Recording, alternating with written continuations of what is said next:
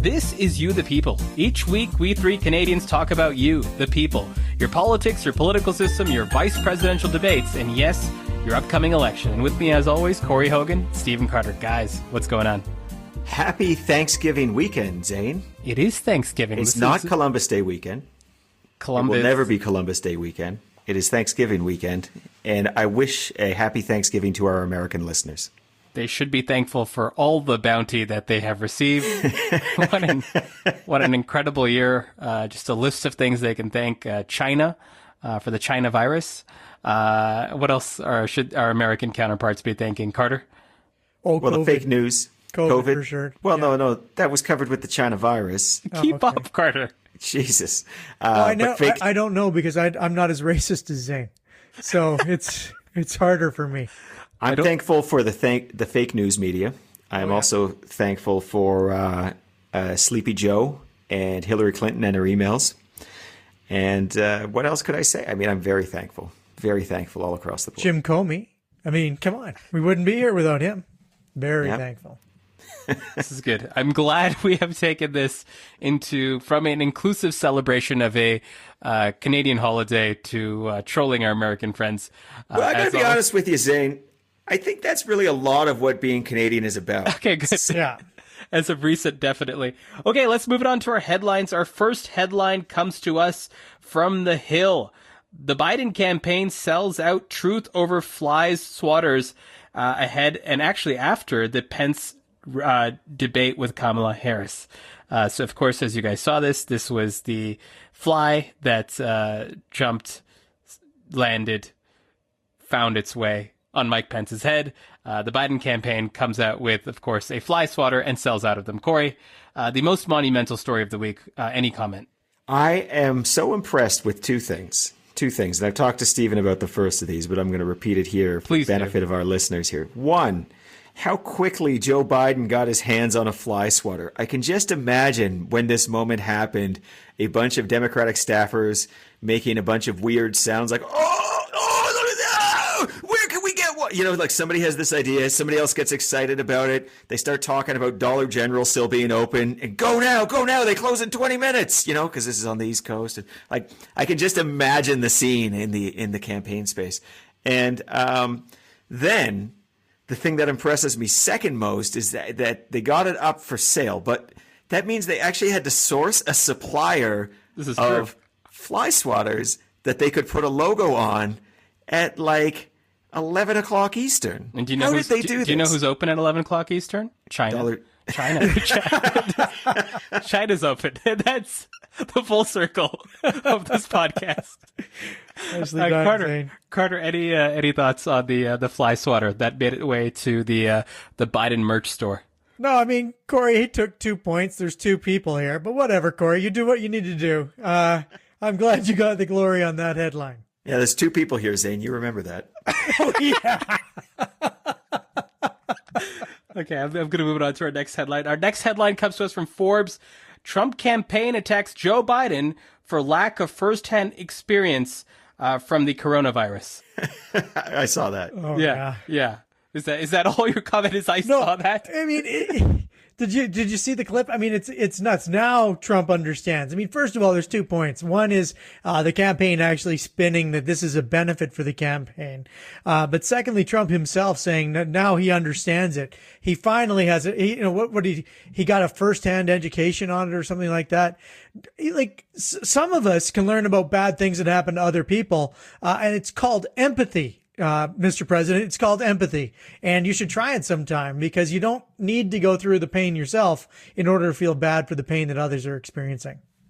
Well, worry not, Carter, because the Trump campaign certainly has empathy, because our next headline comes to us from The Hill, and this is ahead of the vice presidential debate, so a bit dated, but I think still worthy, and you'll see why in a second. Trump campaign sets aside debate ticket for Tupac after Kamala Harris calls him her favorite living rapper. Fantastic. Tons of empathy, just really wanting to ensure that Tupac could have attended the debate if he chose. But of course, as we know, 2 things about him. Number 1, dead. Number 2, not a fan of masks. And so, Well, I guess she was really quite convinced by the hologram. This is true. Yeah. This is true. And you know, who says the left doesn't have their own conspiracy theories? Let's move on to our final headline. Not as funny, but I needed a spot to fit this in to discuss. So we'll spend a bit of time on it. This headline coming to us from Politico, but all over the news today. FBI reveals elaborate plot by Michigan militia members to kidnap Governor Whitmer. Like, this was an unbelievable revelation. So if you hadn't seen this story, it was a foiled plan by the FBI of a private militia wanting to kidnap the governor of Michigan from her, I believe, her vacation home, if I'm not mistaken. Donald Trump recently, and I mean within the last hour from when we're recording this, tweeting about how she's a horrible governor, alluding nothing to the fact that there was this plan that was foiled about her. Carter, Corey, what does this kind of say about this? I mean, I'm asking the same question as I fucking do every week, but what does this say about the state of democracy and perhaps the state of this private militia that we've now, I shouldn't call it a singular, but we've seen grow in both numbers and enthusiasm across riot to protests over the last 6 months in the United States?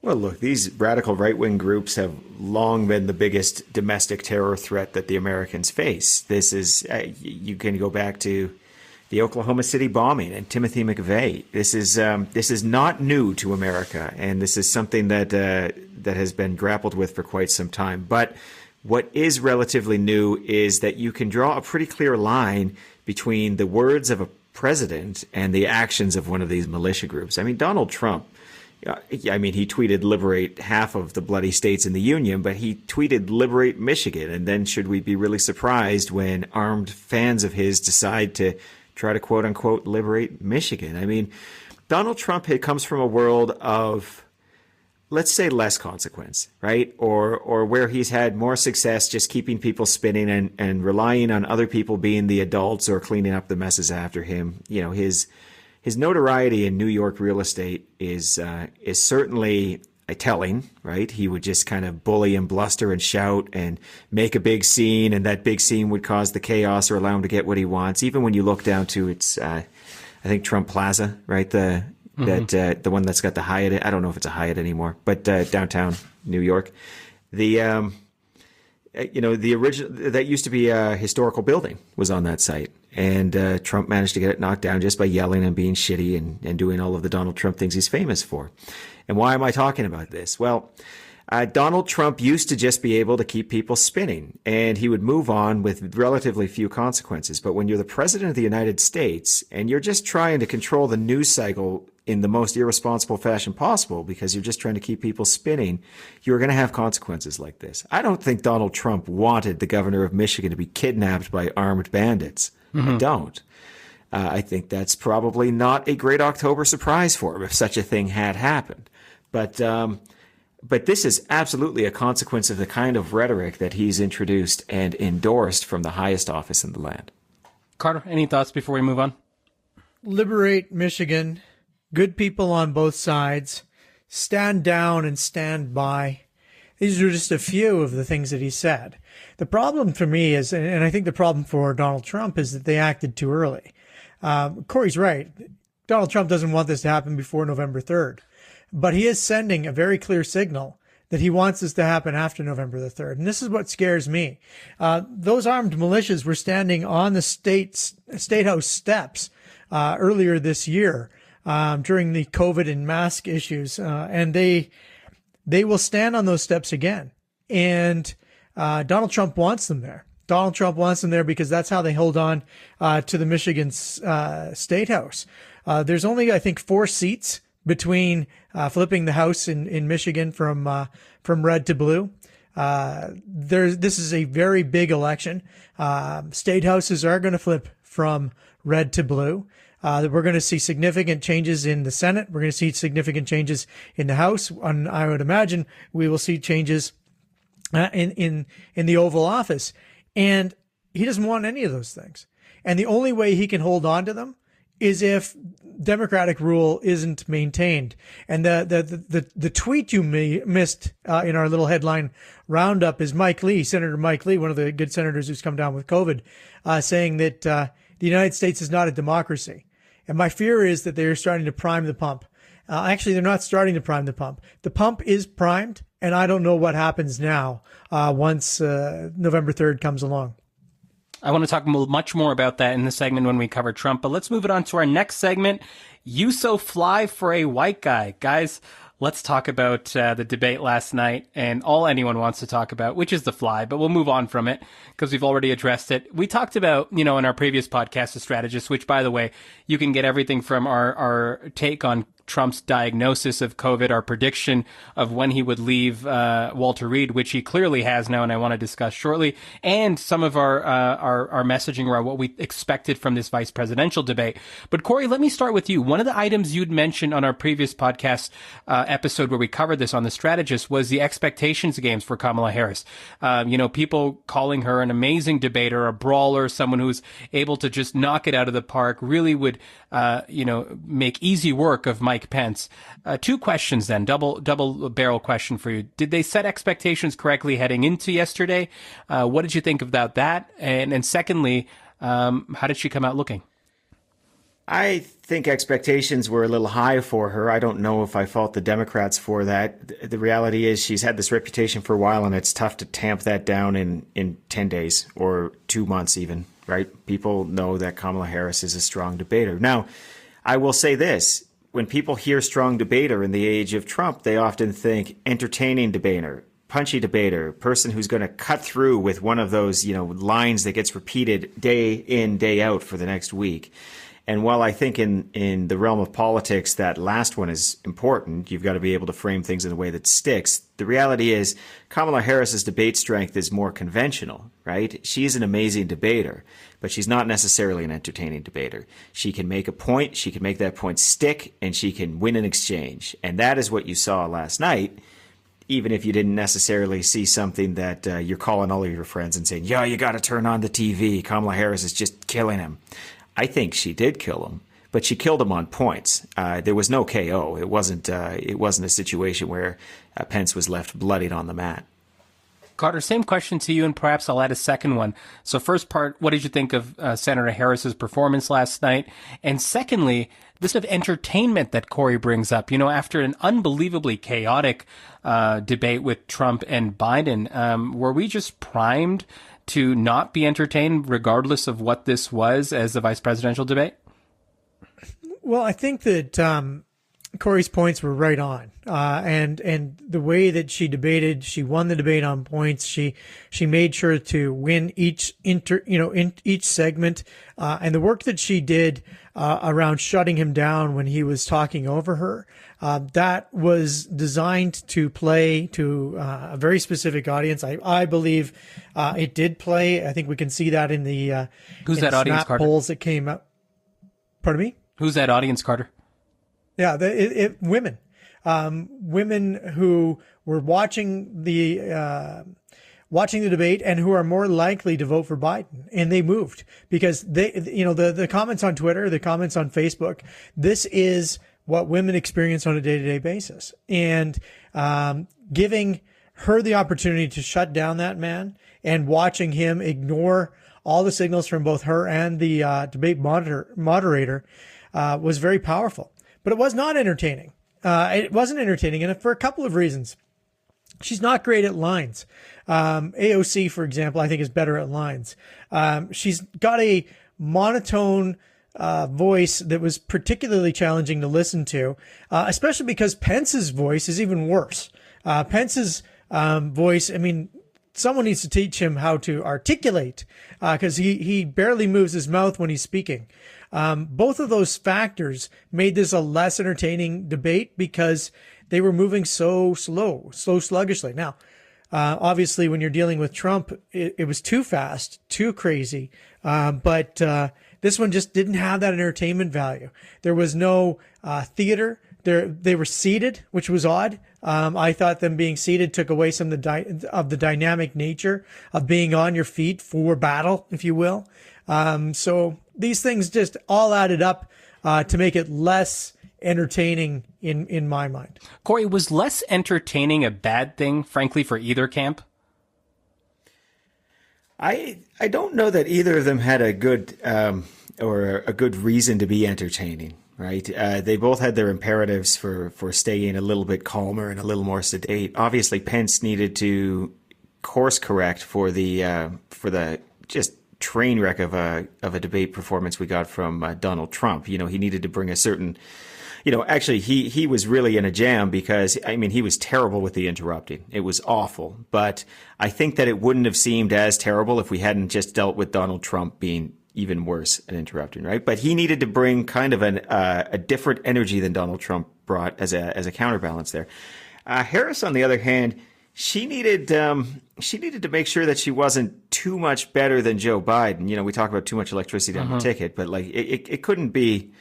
I'm not even sure that that's really her style, to go out there and be jokey and funny and have that kind of energetic range that, say, a Bill Clinton would sometimes have. Do you think that was a serious consideration, though, Corey? Like between her and her staffers to not like show the voltage she brings at the bottom of that ticket? No, and the other thing is she's facing a ceiling in American politics, and it's totally idiotic that it's still a ceiling in 2020. But she's a woman of color, and she needed to come as the prosecutor from California, the senator, the person with gravitas who could talk about these things in very serious ways for long periods of time, because she was being judged as, can you elevate yourself to the highest office in the land? Now, God, look who's in that office right now. How is this even a question? Yeah, exactly.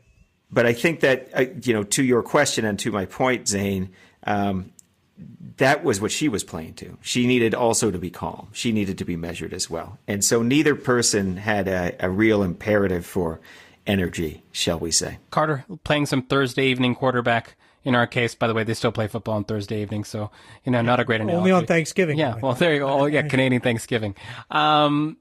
Which, by the way, way better than Columbus Day. Carter, Thursday evening quarterback for you. Is this what the performance you saw from Senator Harris, is that largely within the bracket of what you would have advised if you were strategizing, knowing the context you're leading? You need to show some strength. You have maybe a little bit of an expectations game to play. What did you kind of make based on perhaps advice you may have given in hindsight? I was watching it, trying to figure out what I would have done. I think she was very highly scripted. I think that she knew exactly what she wanted to say. That scripting became painfully evident when both candidates would walk right past the question. I think she undid some of the opportunities that she had by also ignoring the moderator. If I were working with her, I would have asked her not to ignore the moderator, especially just to get fill words in. So there was a bunch of repeating words that were used at the back end of a quote that she'd already made her point. Just stop and then make Pence the only asshole on the stage. I would have done that. But comparatively speaking, she was much less engaged in ignoring the moderator, being disrespectful. She was very much in control. She was very powerful on her issues.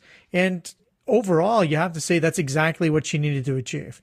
So she got there. Corey? No, listen, of the four debaters we've seen in this presidential election, she's head and shoulders above all of them. She's much better than Biden. She's much better than Trump. She's much better than Pence. And there are lines that she had that stick with me more than lines that came out of that Trump-Biden debate, which was brutal. Like, I don't want to call it entertaining, but it was certainly like something that you had to look at. Like, it was a bit of a train wreck. But I'm going to remember her saying 210,000 dead bodies shows whatever your administration's doing clearly isn't working. That's a great line. And she just was, every time she spoke, there was something that just so clearly encapsulated the problem. I would say, except for the Supreme Court thing where she looked very shaky. But like on the whole, her answers were just pithy. Mm-hmm. They got right to it, and they perfectly encapsulated exactly what the Democratic argument should be. And she didn't, she did something that I admire because I'm not particularly good at it. But like when the moderator was talking about, hey, this is much worse than Canada or Western Europe or whatnot, and Pence sort of just ignored it. Right? She could have gone back and hit that point, but that point was heard, and she knew the audience heard that point. So she built on that point rather than going back and reinforcing the points that had already been heard. So I agree with Stephen that she had a number of fill words in certain answers, but I would say on the whole, she knew when she had made her point and she didn't need to repeat it. And I really admire that. It just shows a real competency in debating that is something you can take for granted. But, these snap polls that say who won the debate show she won the debate, but I think she really won. And I think there's things she said that if you watch that debate, you're going to be thinking about for the next week. Carter, let's talk about Pence for a second. He wasn't Trump. He was calmer. He clearly lied a lot, clearly deflected, didn't answer the question quite often, but he wasn't Trump. And just based on that, could there be an argument made that he did what he needed to do? Yeah, I mean, this is what happens when the Republican Party doesn't put a lunatic in front of the American people.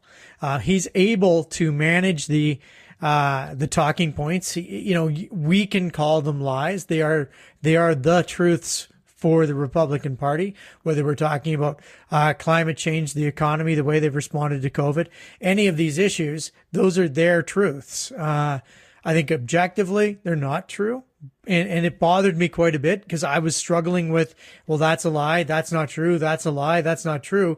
But these are the truths of the Republican Party. And these are the truths of the Fox News network. So given that, I think that, Mike Pence was a reasonable carrier of those messages, even though I struggle with the messages in general.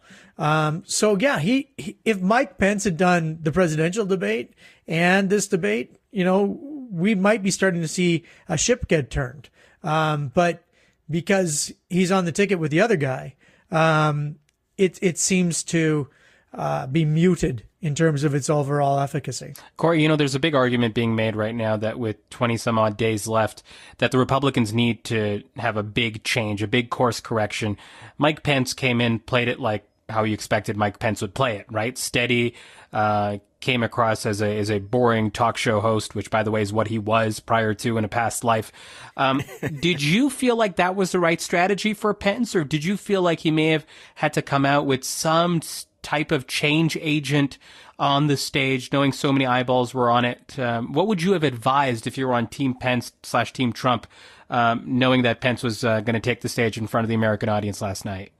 Well, I'd say two things, Zain. One is you can only be who you are. And if Mike Pence doesn't have that bag of tricks, then he doesn't have that bag of tricks. He has other talents. He has other abilities as a politician. I will also say, I'm going to take a bit of a victory lap here. He did pretty well. Like, he's not a bad debater himself. And this is something that I flagged on our other show.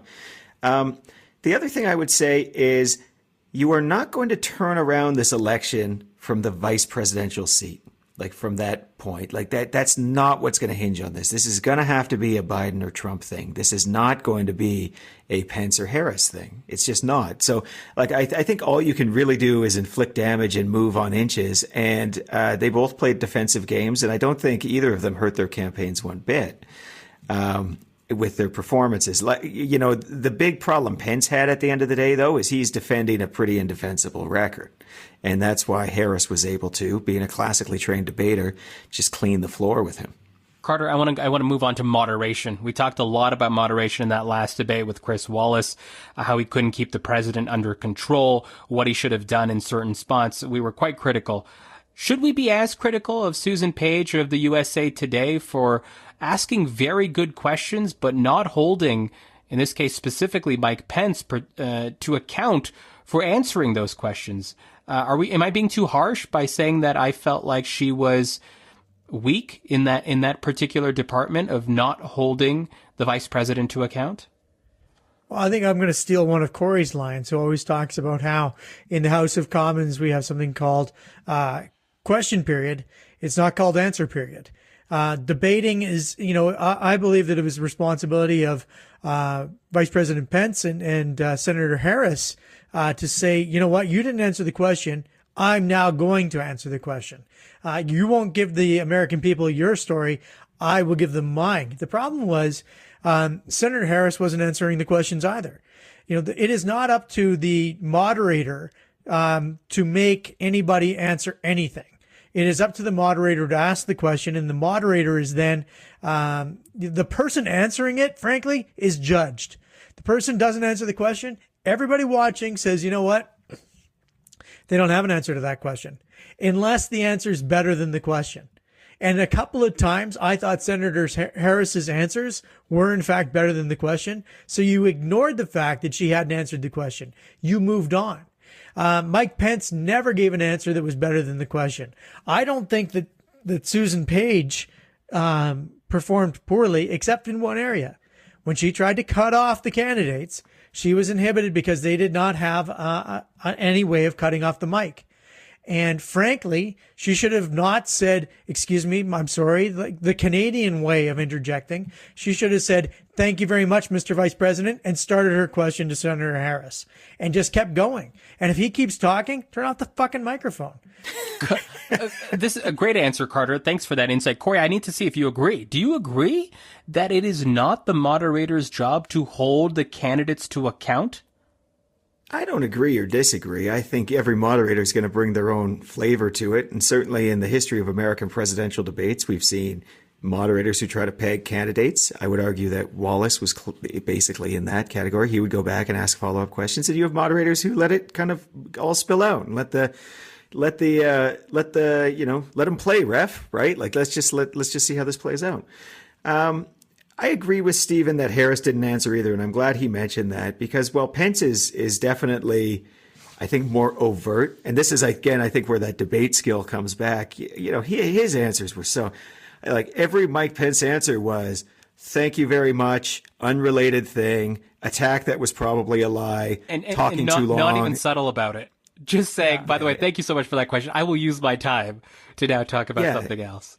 And then talking way too long to the point where he just essentially ends with being not drowned out, but being talked over with, thank you, Mr. Vice President. Thank you, Mr. Vice President. Thank you, Mr. Vice President. Thank you, Mr. Vice President.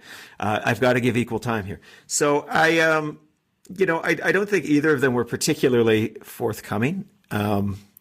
But Pence, it was much more obvious. Maybe Pence knew he only had a certain amount of days left to hear the phrase, thank you, Mr. Vice President. So who knows? It could have been a deliberate strategy. Okay, let's move it on to our next segment. Our next segment, you still have the nuclear option. Guys, I want to talk about Mr. Donald Trump, one Donald J. Trump. He came back. He's all cured. He has the steroid drug cocktail that he wants to drop off door to door at every hospital across the country.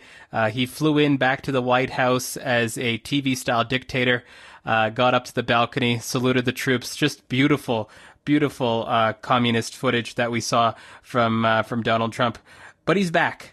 And he is now starting to look like he is throwing his final, I'd say, half dozen Hail Mary passes in this election. He's suggesting that he break off talks with the Democrats on the fiscal stimulus, the massive $2.4 trillion, not billion, $1 trillion fiscal stimulus for the country. He has now indicated that he does not want to debate virtually against Joe Biden, which is what the commission has decided for the upcoming town hall debate next week. And simultaneously, he's also telling people that COVID is no big deal. He overcame it. Move on, carry on with your lives. I want to talk about, all these things individually, but I want to talk about more about the Hail Mary passes that we might be seeing from Trump. Carter, do you believe this chaos strategy has no ceiling for Trump and that we're going to see the man try everything he can to create even more chaos in the next 25 days? Or do you feel like we might have leveled out here? I don't think he needs to try to create chaos. The man's pigpen. Everywhere he goes, a cloud of dust follows him.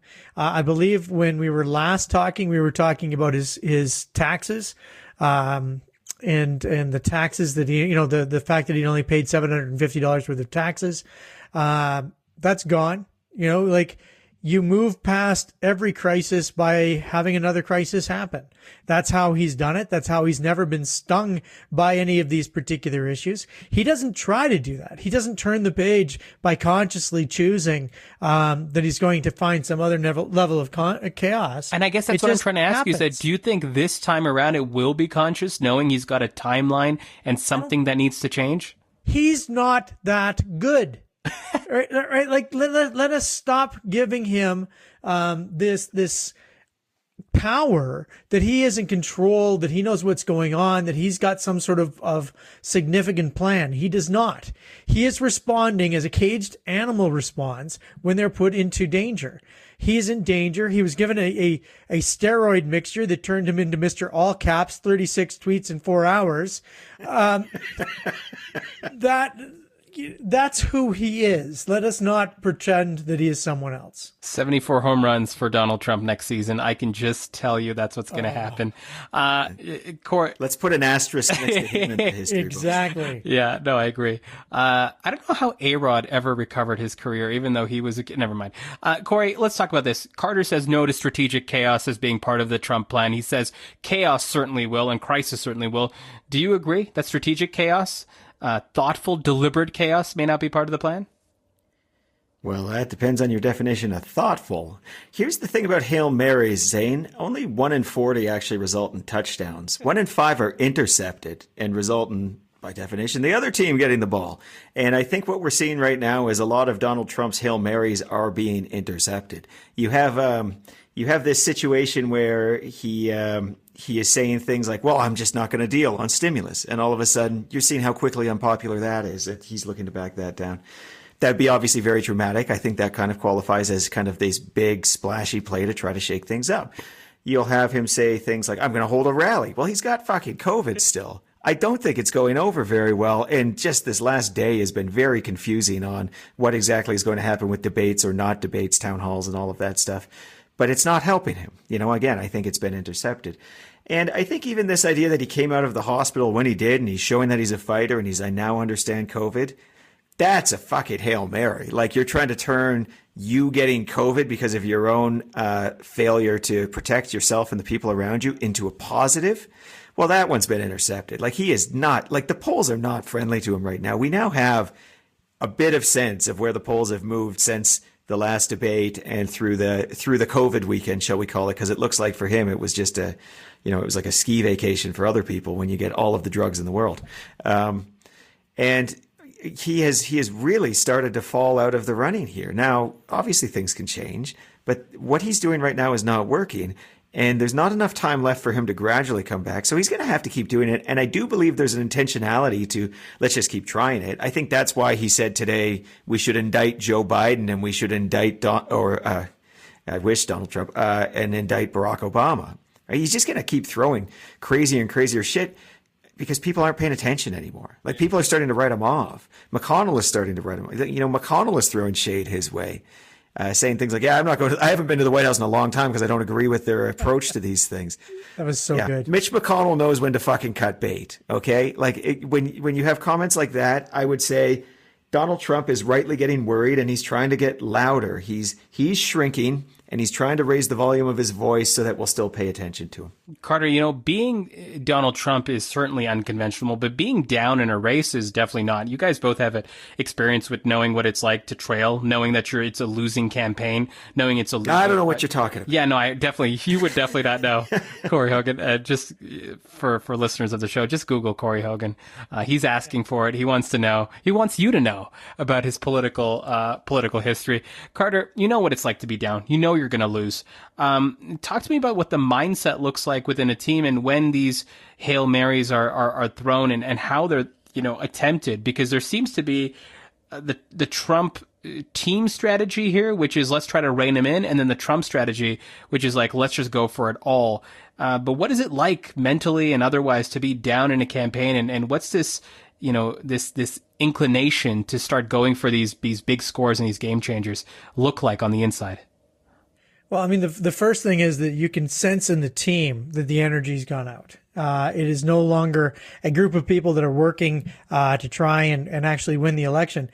When you start feeling it, like when you really know that you're in trouble, people are working on their resumes. They're trying to figure it out. I mean, keep in mind that this group of campaigners has been going at this at full speed for over a year. They're exhausted. They don't know up from down. They haven't seen their families.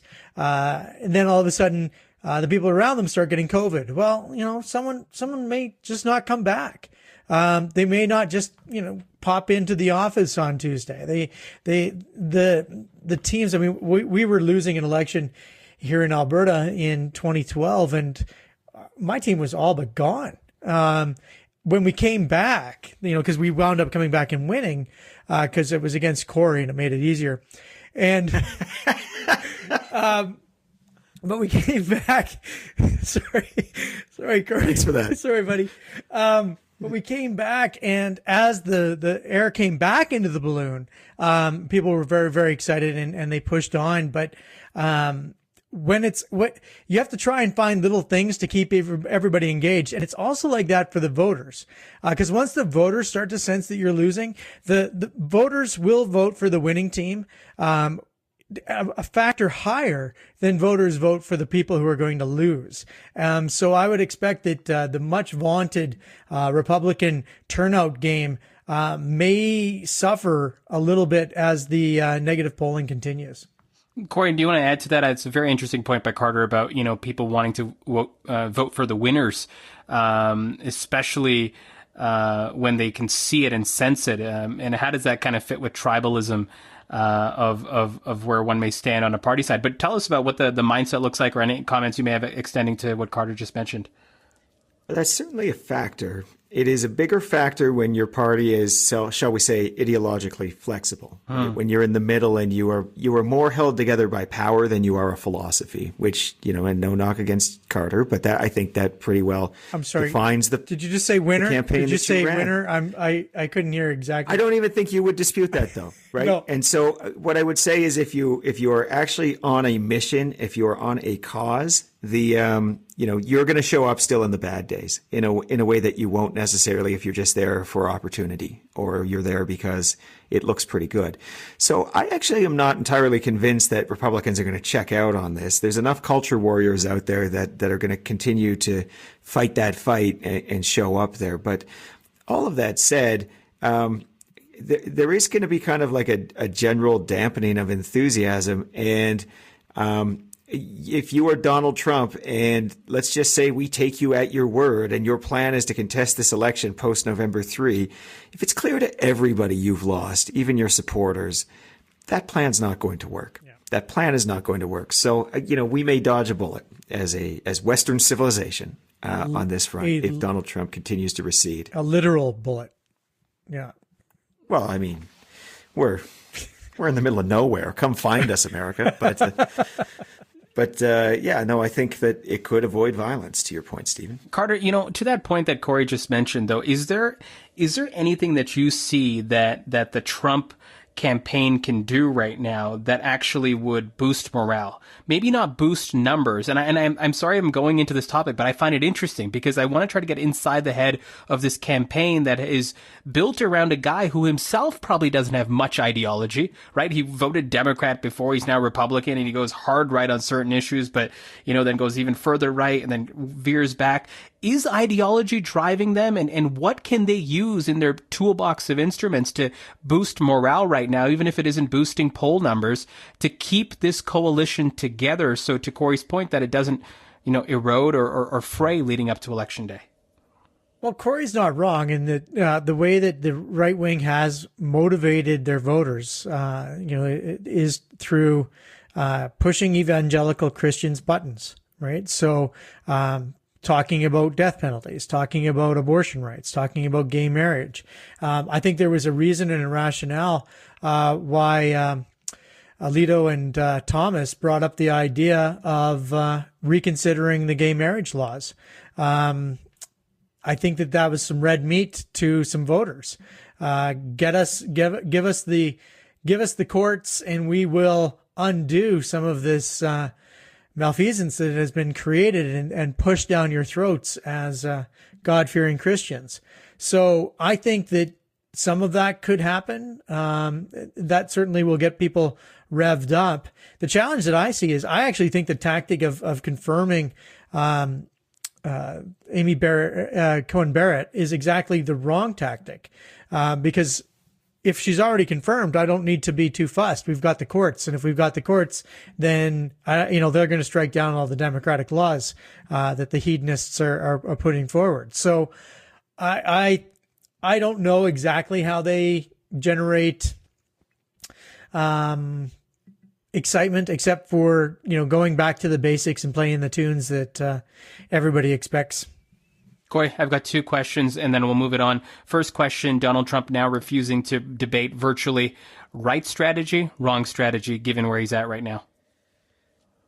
Well, I think refusing to debate is the wrong strategy. Refusing to debate virtually is the right strategy, if I can parse this a bit. He's not, he feeds off crowds. He likes to be there. His bullying act is augmented by his physical presence. And God, it's a sure lot easier project to cut off somebody who's on Zoom. We cut ourselves off all the time. Yeah, I'm sorry, Mr. President, you've been on mute for that rant. I look forward to hearing. So I think that he does need to get out there in person. I think it is absolutely nuts that he would suggest that he's just good to go to a town hall. Don't forget, a town hall debate with Biden in Florida, I believe, so soon after his COVID diagnosis. I don't think anybody's going to think. Well, I don't think many people are going to think that's particularly responsible. There needs to be a few more days. If I were him, though, I wouldn't be shooting for, let's go a week later. I would be saying, let's compress 2 debates into a very short period of time. Like, that would be my play, and maybe this is where this will line up. But, yeah, I mean, he can't give up the opportunity to shake things up because he's just way too far behind, right? But he can't have a performance that is even worse than the one that he had before. Now, if I'm Biden, I don't mind if all these debates are canceled. I'm sure not trying hard to schedule them. There's no, like, you murdered him in the first debate because, well, he murdered himself. That was self-inflicted, right? That was a suicide. And why not leave that as the only lasting memory of these 2 men debating if you're Joe Biden? Carter, same question to you. Wrong strategy, right strategy for Trump to refuse the virtual debate? I think that I take a little bit different angle. I mean, I think that it's true. He can't win if he doesn't debate, but I also believe he can't win if he does debate. So I'm really torn. Touché. Because he's not, he's not winning things over, and he's not going to be different. He's not going to be different at the second debate. There's even a higher risk, as we've spoken before. He can. It's one thing to attack Biden, but if he starts turning on the audience, it's going to go from bad to worse very quickly. Final question for both of you. Carter, I'll start with you first. We talked about these Hail Marys. Corey gave us, of course, some amazing stats on the 1 for 40. Of course, he doesn't count the amazing career that Aaron Rodgers has with Hail Marys. Exactly. But Carter, if you are advising Donald Trump with a Hail Mary, what is it? What sort of shot does he need to take? I know he's not your ideological counterpart, but give us a strategic sort of missive that he throws out there. What should he try in the last 25 days of this campaign? And I know I'm putting you on the spot, but that's the nature of the show. I mean, I think it's got to be religious. I think it's got to be about a religious imperative. I think it's abortion, and I think that he should be going after one of the states that's pretty liberal. I think that his mistake has been not making it specific enough. He talks about Gavin Newsom. Was it Gavin Newsom? No, it wasn't Gavin Newsom. Who is he talking about today? Murdering a baby. One of the governors was being accused of murdering a baby, and I'm forgetting which one. Which is just kind of weird because this is now just part of the regular cycle, and I forget the details. Making it more specific and more believable, I think would rally up a bunch of people, and saying that this is I'm planning to legislate on this, in the first 50 days and giving people, and I expect that the court will, uphold this in a brand new way, and abortion will no longer, be legal anywhere in the United States of America. I think that if he did something like that, he might have a chance, even if it's not technically legal, under the United States, Constitution. There can be all the constitutional scholars in the world can oppose it. He doesn't give a shit. All he cares about is the believability to his base. Corey, give some free advice to Donald Trump. What sort of Hail Mary should he be trying right now? Well, I don't know if it's abortion because most Americans support access to abortion, but it's got to be something and it's probably got to be something he can't actually do because it's got to be big enough that it would require more than just one person doing it. I don't have an easy answer for that, and that is the box he's in right now. He is a guy who tends to go back to the same well, and obviously Hillary Clinton's emails had a major effect on her support in October in 2016, and don't be surprised if you see him attempt to recreate some of that old magic. Certainly he was, again, Zain, to your theory, which is a great theory, which is Donald Trump always tells the truth about the future and lies about the past. He's talking about wanting to indict Obama and Biden. Are you going to be surprised if Obama and Biden are indicted? I think that will backfire if he attempts that. But you think he might still try it? But I think it's possible he'll try it because he's that fucking crazy. But he's going to try to – I think it's going to be less about building himself up and more about tearing Biden down, if he can find something. We'll leave that there. And by the way, one PS fact I forgot to insert, Trump suggested that Gold Star families could be to blame for him having COVID. I just forgot that insane part of the story, but, just another fucking week. All right, let's move it on to our next segment. Our next segment, you have all these other races. Guys, I want to talk very quickly about these Senate races. It seems like even if Joe Biden wins, a lot may not be able to get done unless Joe Biden and the Democrats win the Senate. And right now they're projected by a thin majority on 538 to win the Senate, but there's some really interesting races. You got, Jamie Harrison going against Lindsey Graham in South Carolina. There's 2 races in Georgia that the Democrats may have a chance in. It seems like Doug Jones in Alabama, who won that race in that by-election, is destined to lose his seat. They're also competitive in Arizona. The guy in North Carolina was handedly winning until he had a sexting scandal very recently. But Carter, overall, I want to ask you this. Do you agree with the conventional wisdom that the way the top of the ticket goes is the way these Senate elections go? Well, no, it doesn't really work like that. First of all, the Senate it reflects this, because only a third of it is ever elected in any 2-year cycle. That's right, 6-year terms. You've got a very small subsection of the Senate that's up for election at any given moment in time. So, sometimes it's easier to pull off some of the seats. Like, for example, Susan Collins in Maine has been weak and has been viewed as a potential seat basically from the beginning of Trump's term. Everybody was targeting Maine and saying, Susan Collins could be someone that could fall in this election. We're now just seeing more and more falling. I mean, McSally in Arizona and Gardner in Colorado are both basically done. Now, Jones is probably done in Alabama as well, but there are so many seats that have moved from that could never happen to this is now happening. The Senate race to me is even more important and more interesting given how Leader McConnell has managed the Senate. Right. He has managed the Senate with an iron fist. There is no crossing. There is no stepping outside of your caucus. Anybody who does is punished. And that has created an imbalance of the way it's supposed to work. Right. The sober second thought Senate that is supposed to review and provide kind of be above the partisan fray because they don't have to seek re-election every 2 years. That's been completely undermined by the leadership. I mean, and some people could throw shade back at Harry Reid and the Democrats for what they did in the past, but it doesn't matter. It doesn't matter how we got here. Here's where we are. McConnell's running it his way, and this then demands it demands a big shift. When we started this election, it was going to be close. It was going to be super close. Could we find 4 seats to flip? And now, based on Cook Political and that excellent ratings site that they have, there are 8 seats that lean Democratic or are toss-up that were solidly held by the Republicans. This is going to be the big race that I'm going to be watching on November 3rd to see what happens in our southern neighbor. Corey, I'm going to ask you a similar but slightly different question. Are you surprised that, to Carter's point, that these 8 seats are not necessarily just slam dunks for the Democrats, giving all the, cohabitation that these Senate candidates have had to live with Donald Trump if you're a Republican, how unpopular he is, how well Biden's doing nationally, just the entire saga. Is it surprising to you that they're actually closer in some ways?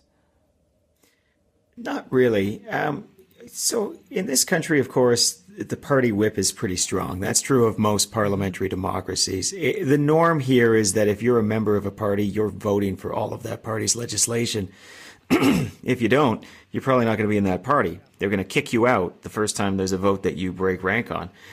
I always was fascinated when I was younger that America wasn't like that. You know, you would have these senators who would work across the aisles. They would co-sponsor bills, one Republican, one Democrat. They would come up with these different solutions. Maybe they'd work, maybe they wouldn't. Obviously, McCain-Feingold when I was a young adult, but before that, even, you know, in the 80s and 90s, many examples.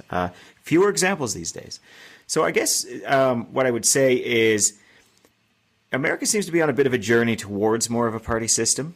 It's not fully all the way there. And there's still these vestiges of my local representative has some ability to do things outside of the party line, which is the Donald Trump line, right? And local representative's a bit rich because, of course, if you're a senator for, say, California, you represent 35 million people. But what's going to be interesting to see as this all plays out in the future is whether there is just like straight party ticket voting to the point where it doesn't matter. Like if it's going to go for the Republican, it's going to carry a Republican senator or whatnot. We're not there yet, but we're much closer to that than we ever used to be. And Susan Collins is the perfect example of that. Like she is being taken down by the fact that she's a Republican, not necessarily the fact that she's done anything that's particularly antagonistic to her voters. And she won by quite a bit last election, if I'm not mistaken. So in order to defeat her, I think it'd be maybe a 20-point swing at least. And she's on the ropes here. You know, Carter, I've got a question for you. Is this, and more broadly, let's not focus in on Trump for a second, but more broadly, the Senate elections, do they help mobilize for the top of the ticket, or is that a myth? Do you feel like in these competitive Senate races, these 8 seats, that's a net benefit for overall mobilization for the top of the ticket and the party? Well, let's look at how they're mobilizing, right? So the presidential campaign is trying to run a campaign in 50 states. Now, the size of the campaign in 50 states will vary. It could be an absolute minimal campaign, or it could be something that is much more robust. When you've got a Senate seat in play and you've got the top of the ticket and you've got congressional races that are competitive, suddenly you've got 3 reasons to run a campaign in a district instead of just a single reason. And so you can start building campaign on campaign on campaign, so that all 3 levels are now working together. So if you're, for example, a House Democrat or a House Republican in California, you're not getting an awful lot of air support from the Republican, from Donald Trump's campaign. I mean, outside of a tweet that says he's going to take back California, there really is nothing that's going to help you win your seat back. And the same would happen in a red state. So if you're in Louisiana and you're the single Democrat there, or you're not getting any support from the national campaign. But in areas like Texas, Florida, Arizona, where you've got mixed boards and a toss-up and some Senate races, all of a sudden now, I guess not in Florida, but where the Senate races do correspond with competitive House races and a competitive presidential race, all 3 of those campaigns are incented to work together in a different fashion. They may not still. They still may be at odds. I mean, there's moments when candidates will put out press releases opposite to the top of the ticket. But for the most part, all of those TV ads are working for the Democrats. All right. All the Biden ads work together with the House and with the Senate. So, the more powerful the presidential, it just rises all the boats at the same time. Corey, do you agree that the mobilization efforts for Senate can have a direct correlation to the top of the ticket? Well, absolutely. I think if you are just getting somebody to the polls and they're voting for your Senate candidate, there's a good chance that, I mean, a better than even chance, even in these times where we have acknowledged that we are not quite at straight party voting, that you're going to vote for their presidential candidate. So you get more people to the polls, you're more likely to win.